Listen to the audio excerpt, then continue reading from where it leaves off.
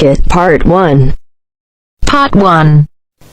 You will hear Joanne describing her home city of Darwin in Australia to a man called Rob, who hopes to go there. First, you have some time to look at questions 1 to 5.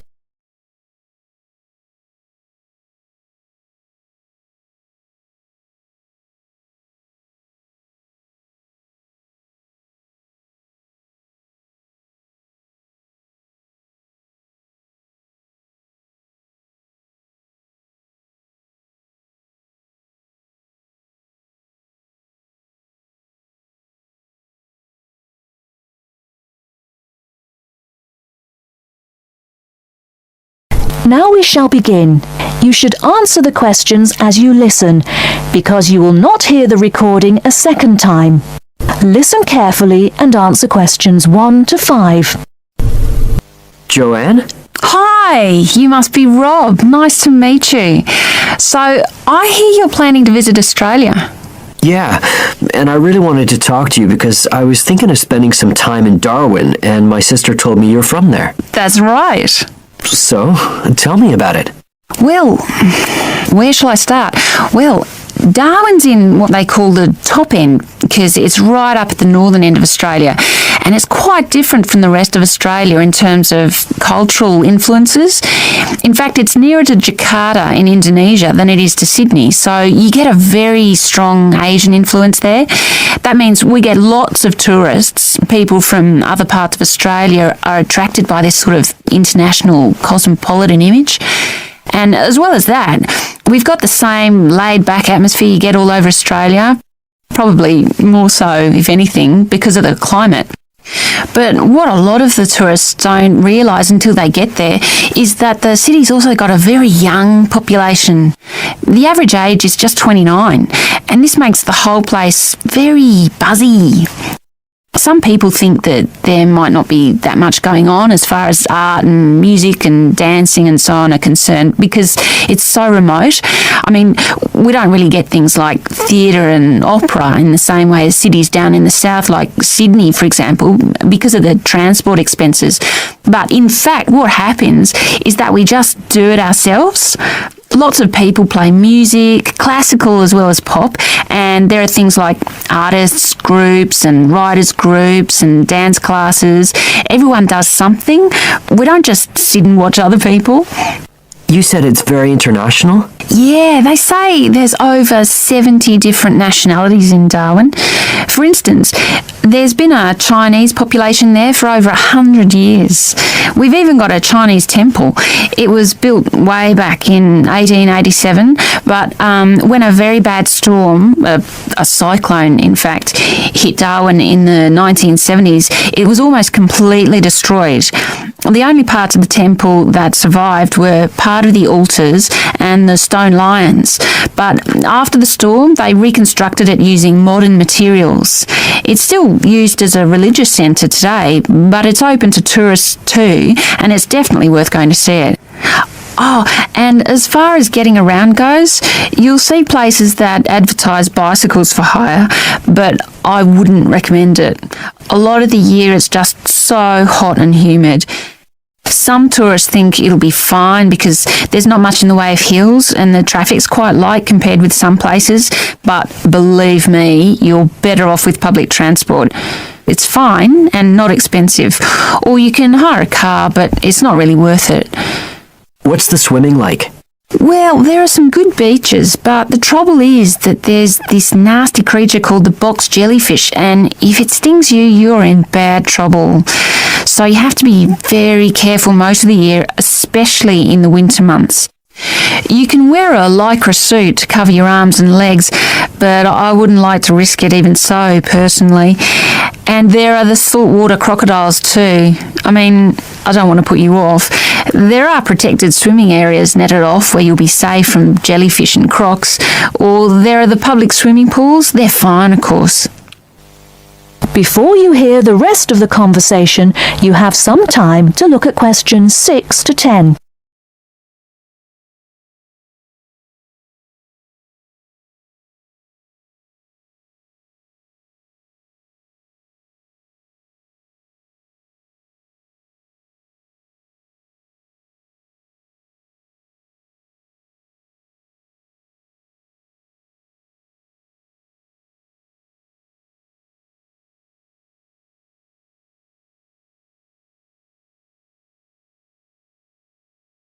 Now listen and answer questions 6 to 10. So, which places would you specially recommend? Well, one of the most popular attractions is called Aquascene. What happens is every day at high tide, hundreds of fish come in from the sea, all different sorts, including some really big deep sea fish. And some of them will even take food from your hand. It's right in the middle of town at the end of the esplanade. It's not free. I think you have to pay about $5, but it's definitely something you have to experience. Then, of course, Darwin has a great range of food, being such a cosmopolitan place. And if you don't have lots to spend, the best place to go is to Smith Street Mall, where they have stalls selling stuff to eat. There's all sorts of different things, including Southeast Asian dishes, which I really like. You'd think there'd be plenty of fresh fish in Darwin, as it's on the coast, but in fact, because of the climate, it mostly gets frozen straight away. But you can get fresh fish in the restaurants on Cullen Bay Marina. It's a nice place to go for a special meal, and they have some good shops in that area too. What else? Well, there's the Botanic Garden. It's over 100 years old and there's lots to see.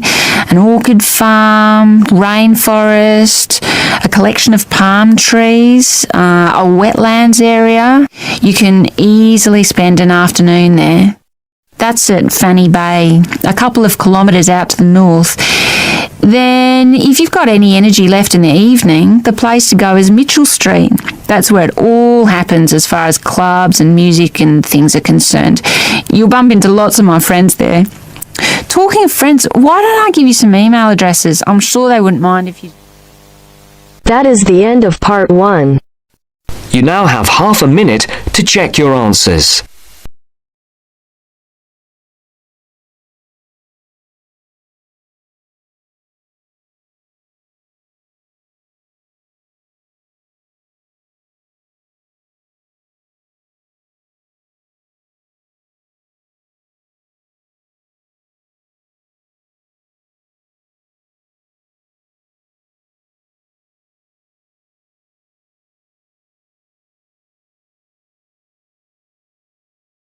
Now turns to part 2.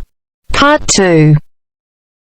You will hear a university administrator telling a group of new students about the central campus buildings and the facilities they provide. First, you have some time to look at questions 11 to 16.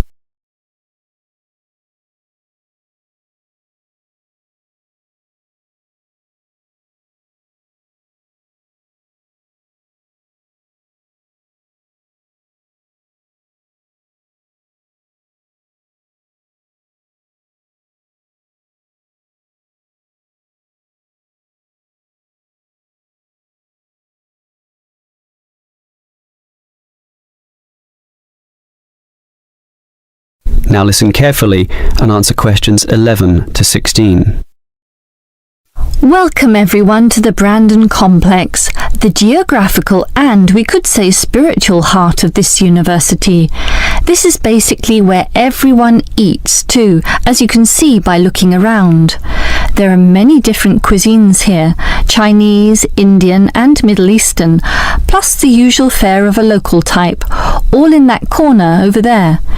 We have many shops here too, but the biggest is Wilson's right there, providing clothing and hardware. That's next to all the restaurants. Now, on the opposite side of Wilson's we have 3 shops. The one in the corner there, closest to the restaurants, is for DVDs. Yes, the DVDs are cheap and affordable, and you can also rent DVD players as well. Moving on, in the corner directly opposite Wilson's is the Student Union office. Incidentally, you are all encouraged to join the Student Union, as a Student Union card gives you many benefits, including discounts on basically everything you can buy here at the Brandon Complex. Outside this complex, on the other side of the road, you can just see it from here in fact, is a building that we call by the rather unusual name, the H Building. Next to this, on the other side of some trees along the main road, is the Engineering Institute, but that doesn't have anything to do with the Brandon complex. One last thing is that just outside this door, near us here, you can see a grassy oval patch. Well, that's the playing field for what we simply call the fitness room, which is alongside. So you can put on some calories here at the restaurants and then burn them off at the fitness room afterwards. Oh, I forgot to mention this shop right here, in the middle, beside the Student Union. It's the bookshop. And as you can see, it's always busy, always popular. You can buy newspapers, magazines and stationery there, plus a few clothing items as well, just as you can at Wilson's. Why don't you go and take a look right now? Before you hear the rest of the talk, you have some time to look at questions 17 to 20.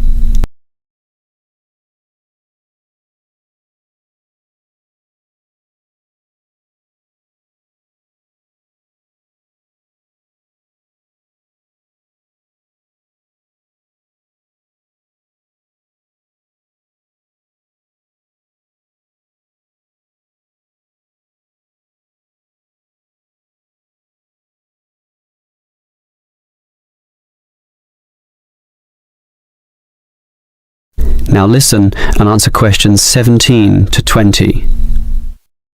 Now, I'd like to tell you a bit more about one of the buildings here, namely the H building.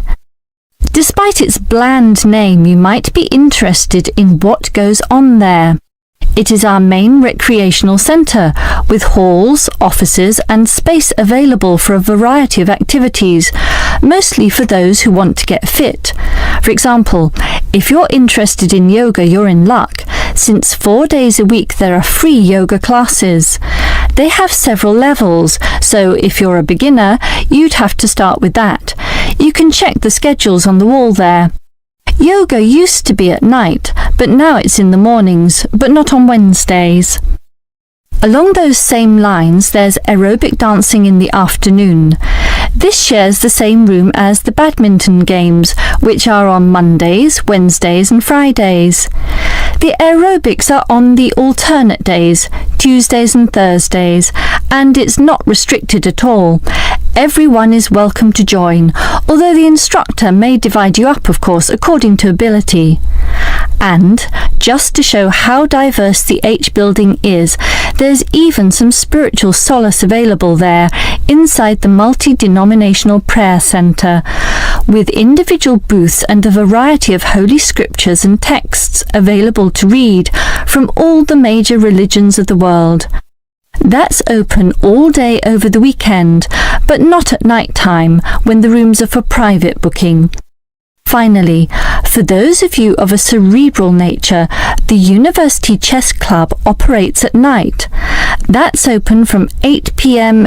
every, is it Wednesday or Monday? No, sorry, Friday. And I think it closes at about 11:30 p.m. So, there's something for everyone in the H building. That is the end of part 2. You now have half a minute to check your answers.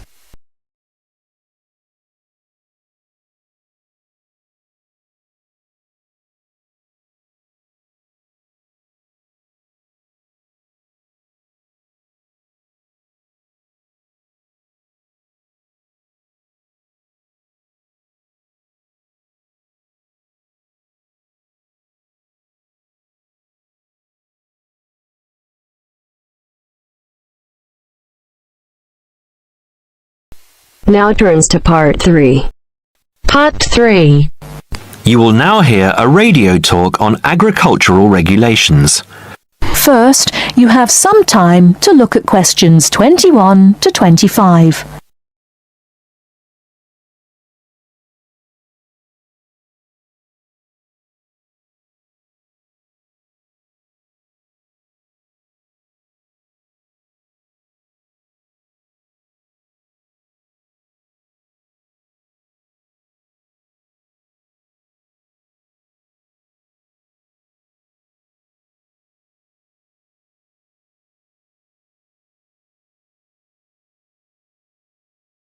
Now listen carefully and answer questions 21 to 25. Could there be clearer proof of the arrogance and indifference of those who are supposed to keep our food safe than the muzzling of John Verrill? Agriculture is a business, true, and businesses have to make money. But this shows how ministers and officials put the profits of the agriculture business before the well-being of the British people. Mr. Verrill, a pharmaceutical chemist, was appointed to represent consumers on one of the many committees that advise the government on food safety. When he tried to do his job, though, and wanted to warn ministers of a danger to children's health, he was refused permission to do so. The danger comes from hormones given to cattle in the USA and some other countries to make them grow faster. They speed up the animal's development to maturity, thus making meat production more profitable. There have, however, long been fears that the hormones have horrendous effects on the people who eat them, causing diseases as serious as cancer. Once these hormones were used on British cattle too, but over 20 years ago they were banned in Europe for being too dangerous. Indeed, so concerned is the European Union that it banned imports of hormone-fed beef years ago, much to the fury of the US government, which wants to sell it all over the world. Several years ago, the USA and Canada asked the World Trade Organization to declare the ban illegal and to punish Europe for failing to lift it. The WTO, with its long record of refusing to let environmental or safety concerns interfere with trade, agreed, imposing fines of more than $120 million a year on the EU for its refusal to back down. The British government now backs the Americans, claiming that there is no proof that hormone-fed beef does any harm. This is where Mr. Verrill comes in. He is very angry with the government, especially as their claim comes out just after a Danish study shows that growth hormones are 200 times more dangerous than was previously thought. Worried by these findings, Mr. Verrill spoke to government representatives, who did nothing. Before you hear the rest of the talk, you have some time to look at questions 26 to 30.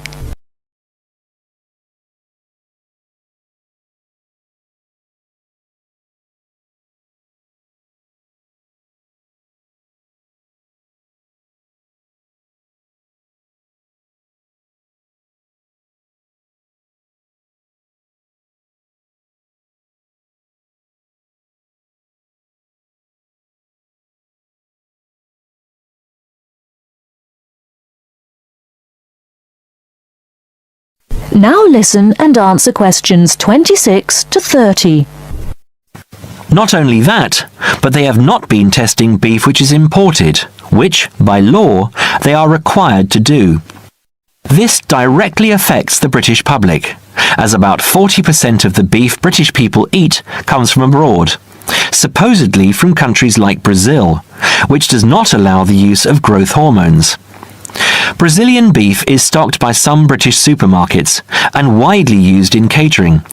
Yet, when a Brazilian farm was recently visited by EU inspectors, a large stockpile of this banned substance was found.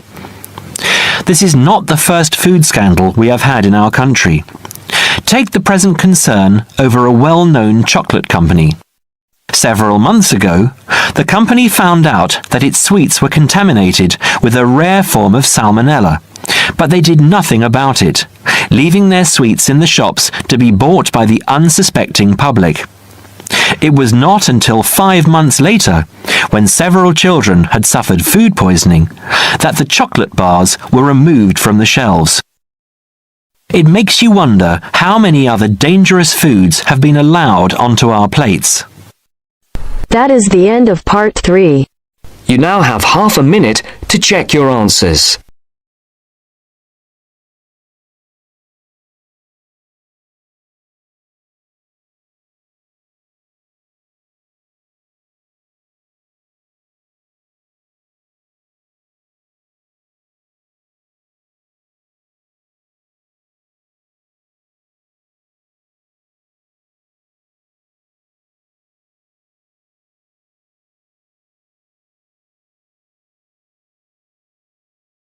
Now turn to section 4. You will hear a woman giving a talk at a popular science convention. She is describing research into artificial gills designed to enable humans to breathe underwater. Now you have some time to look at questions 31 to 40.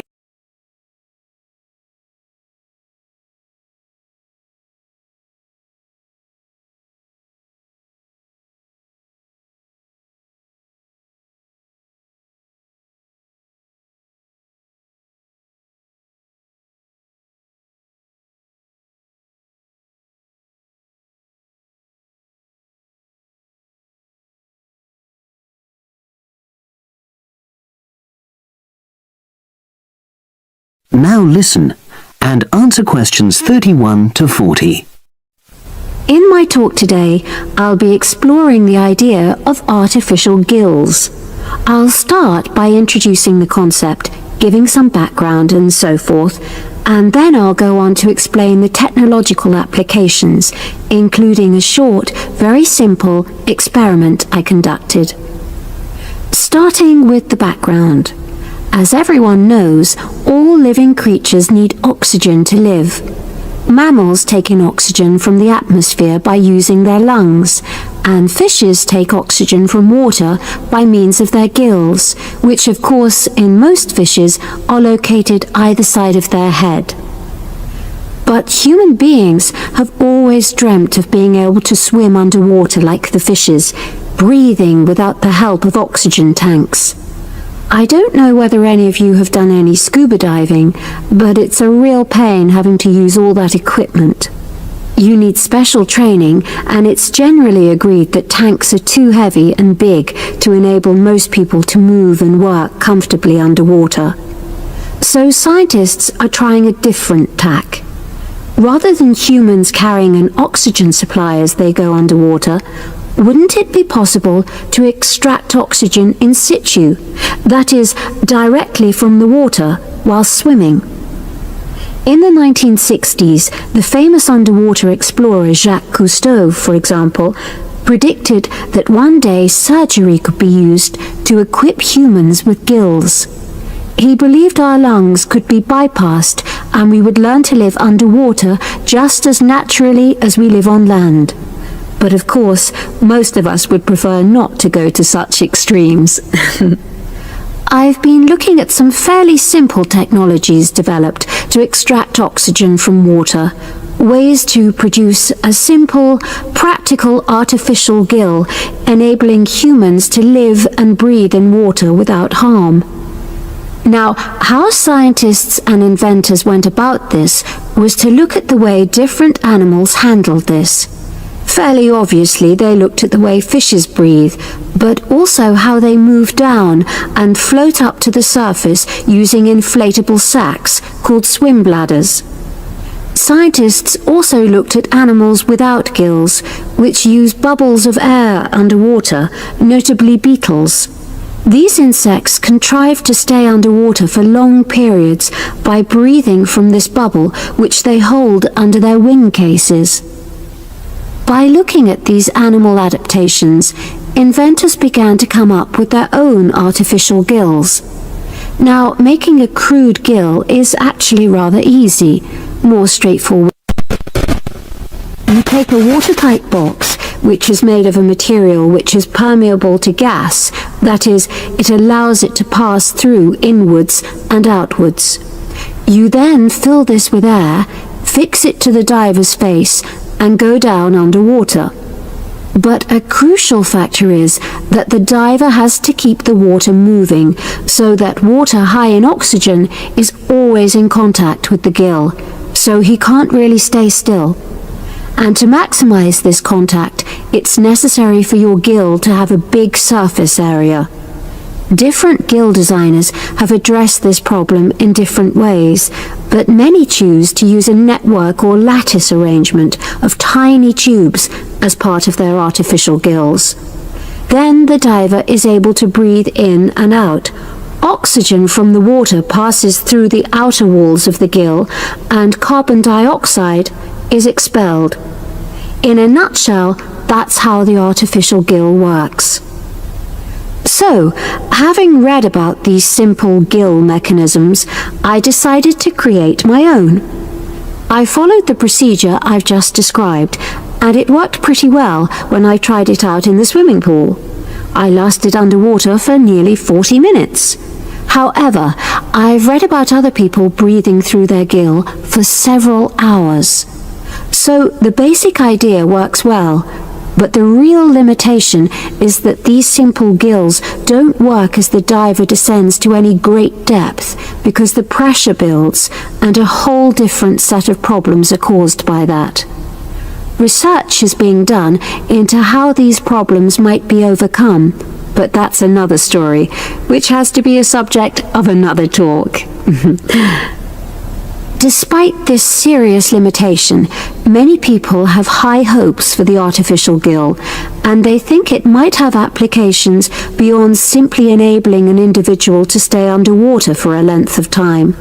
For example, the same technology might be used to provide oxygen for submarines, enabling them to stay submerged for months on end without resorting to potentially dangerous technologies such as nuclear power.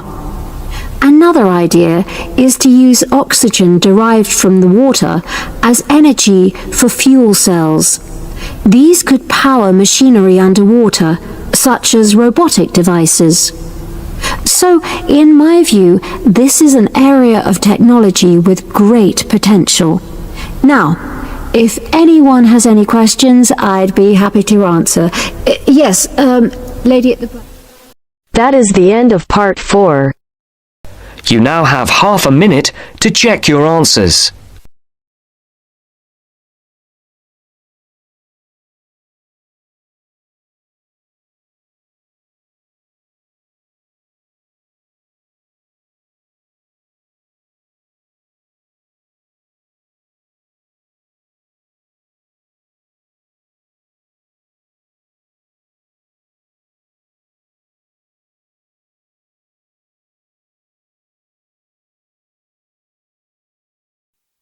Give